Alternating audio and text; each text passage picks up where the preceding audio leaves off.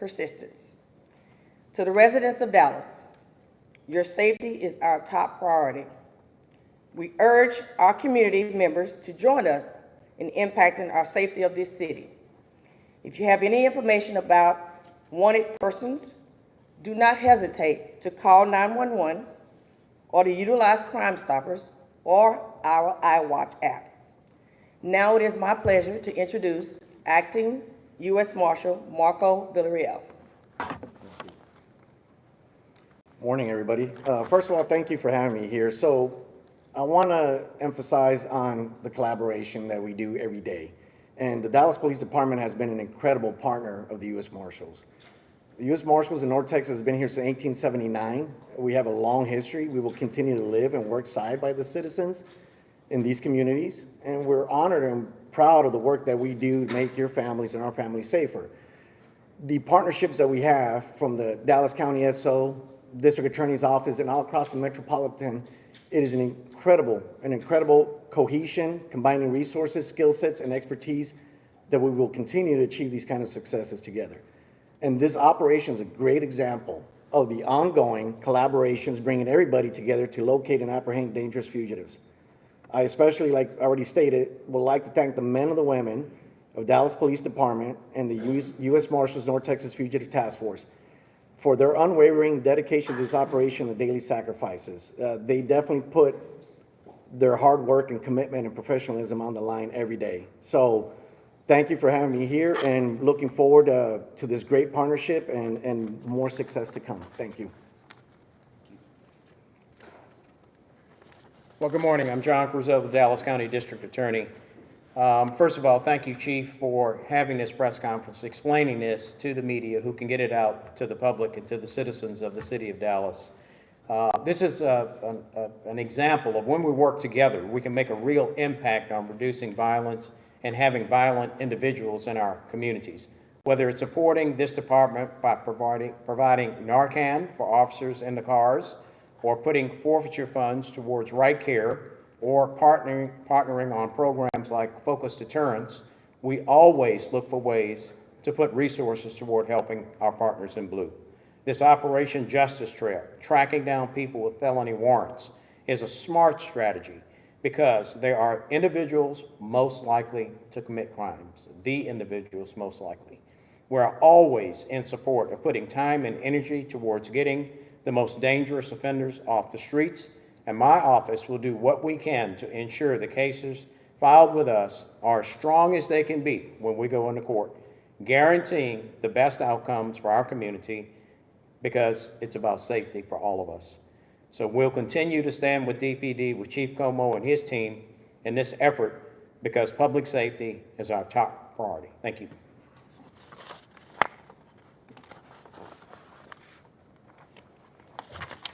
Good morning. I'm Major Nathan Swires, and as Chief Shedd said, we're asking the community to help us with these fugitives.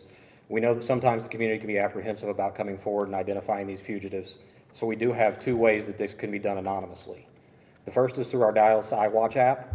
It's available on both Android and iPhone, and those tips would go straight to our fusion center, would be vetted, and then would be sent out to the appropriate units to follow up on. The second would be our Crime Stoppers tip line, which is available 24 hours a day, 7 days a week, 365 days a year at 214-373-8477.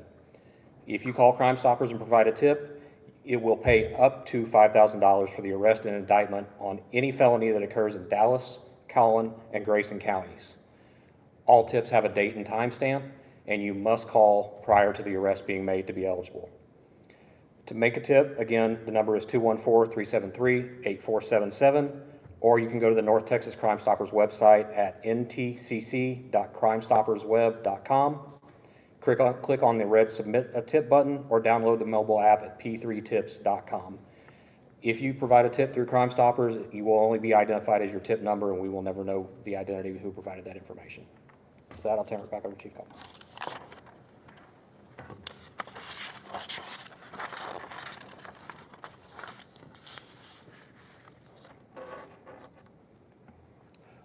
Well, obviously, everyone knows I've been here for about 5 weeks. One of the things that Dallas has going on that's exceptional is the partnership.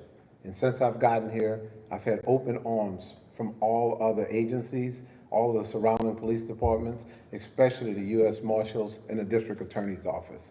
We talk on a regular, and we're trying to figure out how to keep everyone safe, because that's the most important thing. We want to have the safest city in the United States. We want everyone to understand what we're doing to try to keep everyone safe.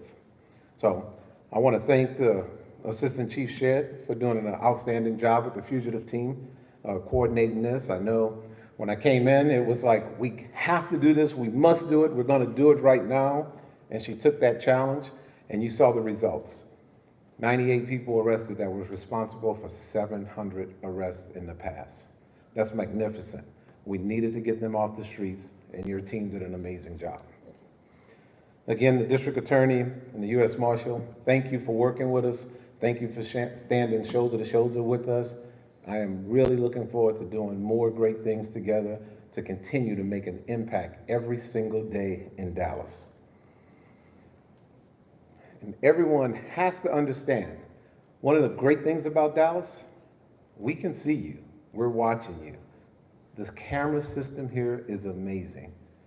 The officers do an amazing job clearing cases, but trust me, it's because the camera system is there and it helps them be able to track you, follow you, and we know what you're doing, we know where you are when it's time to come get you. Everyone needs to understand that. With that, we'll take a few questions. How do you assure that this isn't a revolving door? Because what we see sometimes when people are around us, is these folks are right back out in the street after your officers have done this hard work and arrested them. Maybe it's a little like Well, we can share. If you want the microphone, feel free. I tell you, that darn Lopez. Don't we love her?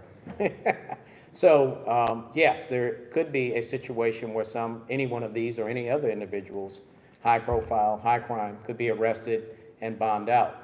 We do not set the bonds in the DA's office, and unfortunately, the way the system is set up in Dallas County, we're not even present when the initial bonds are set. Some of them are set out in the municipalities by those judges, and then the vast majority are done at the courthouse, in the jail underneath, but we're not present. There's a new law coming on board that will help us, subject to a constitutional amendment vote, but it'll help us get refocused back on that to the judges, and it'll also give the judges probably few more guidelines to set more appropriate bonds, and we'll have the right to appeal and some other things. So that's on the way. Right now, we're doing the best we can. If these individuals are out and violating the conditions of their bond, we have asked and begged to be told so that we can take appropriate measures with the court. But at the end of the day, the court sets the bond and the court decides what to do if there's a bond violation. But we do the best we can. So, thanks. Question for you. So for residents at home who might be thinking, okay, this is great, but how is this any different than March? I know there's a collaboration, you all have always been collaborating. What's been the main difference in getting these people other than the day-to-day that's happening every year? Look, it's really taking a laser-focused approach on those who are committing aggravated crimes, the ones who've been arrested time after time again. We're making those priorities to go after them. We're studying the data to make sure the ones that we're arresting, it's going to make a difference. May I answer that? Yes. Yeah. So you said what makes the difference. First of all, there's a possibility that that person is committing more crimes. And if we get them arrested, put in jail, we can stop that, or at least retard it to some extent. The other thing is we can't do anything with that person if they're out on the streets and there's a warrant. So for DPD's efforts to get these people into jail allows us to start setting the cases and going to trial if that's what's necessary. So there's kind of a downstream effect that's very positive and helps us hold people accountable. And that's why we're so happy to participate, because they're able to give us our part, and then we do the best we can with it from there. So, yes, sir. As part of this operation, you said you had a message to folks that you were not welcome here. That ended up in a headline in the Daily Mail this morning saying that was a message from you to migrants. Is you are not welcome here your message to immigrants or to some of these felony criminals we see on the board? All right. That message was to all the felon warrants out there. That's what that message, that's who that message was to. So has DPD changed its immigration stance? Because I think these headlines maybe make it seem like it has.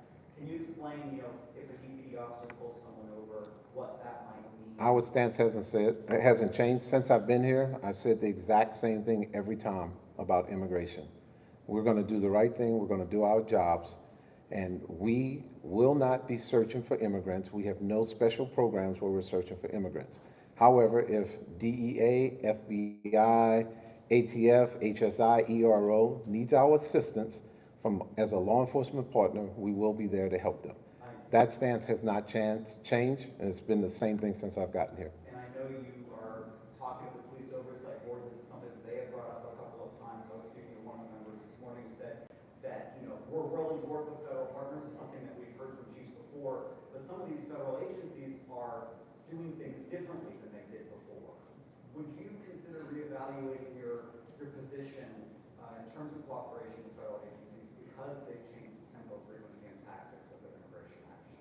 And so another thing I've said, as long as they're doing it legally, by the rules of the United States, we will be there to help them. Chief, can you give us some insight into the resources and manpower you're using to find these people? I mean, you talked about the cameras, how they're helpful. Can you help us kind of understand what's going on to bring these people back into jail? Look, so we got a list, we compiled the list, we got the team together, and we said, who do we need to make sure we get off the street first? And we put a list together and we started going down the list to make sure we got who we felt had the potential to commit more crimes. And as you've seen, so many crimes have been committed in the past. So we looked at everything we needed to. We looked at the different districts. We looked at where the crimes were committed.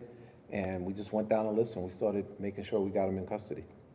Chief or Katrina, was any of the facial recognition technology used in any of these arrests?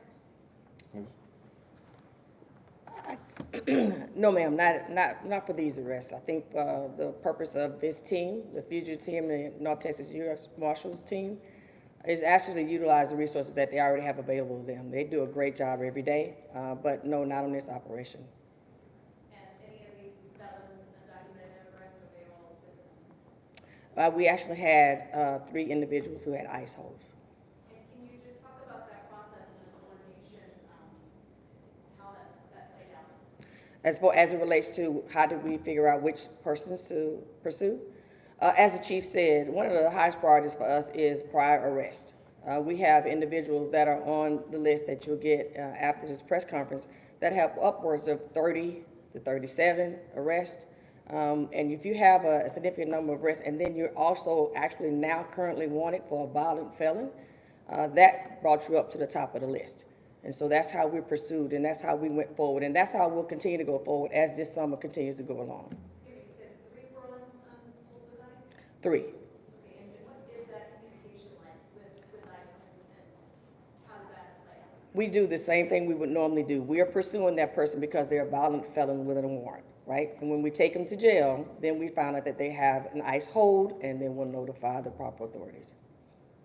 Thank you. Is there another aspect to this, another phase? Because now the summer months are very violent, as you know, but crime rates go up. Are we going to continue this, or what happens? Oh, absolutely. We will continue this, and we will layer on top of this. It's just at this time, we probably were kind of working through those things, but I can tell you that this will continue, and then we'll layer some other aspects onto it also. We'll take 2 more questions. Can you qualify, I don't think you can probably answer this, you talked about the 98 arrests, can you qualify how big of an issue this is, how many of these felony warrants are out there that you're concerned about? Oh, the list of felony warrants is something that we as a Dallas Police Department need to be on top of on a day-to-day basis. And I can say the fugitive team and the U.S. Marshals North Texas fugitive team actually does a great job on a day-to-day basis. This operation was about us focusing on specific individuals. And so that list of 98 are the top-tier individuals that we needed to find in Dallas. It does not mean that list is over and is done with, obviously, because this is a large city. So that's why this operation will continue. Do you have A number of, people in that list? no ma'am, no ma'am. And because be mindful that that number fluctuates also. Like on right now today, there's someone who's now obtaining a violent felony warrant right now today, or there's someone that's committed a felony right now who will soon have a warrant and will soon be on our list. And so that list kind of fluctuates, so. Some of these crimes like capital murder, is there communication with these victims' families to let them know, be rest assured that these folks were arrested? Absolutely, absolutely. And as I noted, that really the purpose of what we do here, you all know, is to ensure a safe city. And so we need to let our victims know, and the family of some of our victims know, that we have captured these suspects. So that is a piece of the operation when we get done with the rest. Any more questions?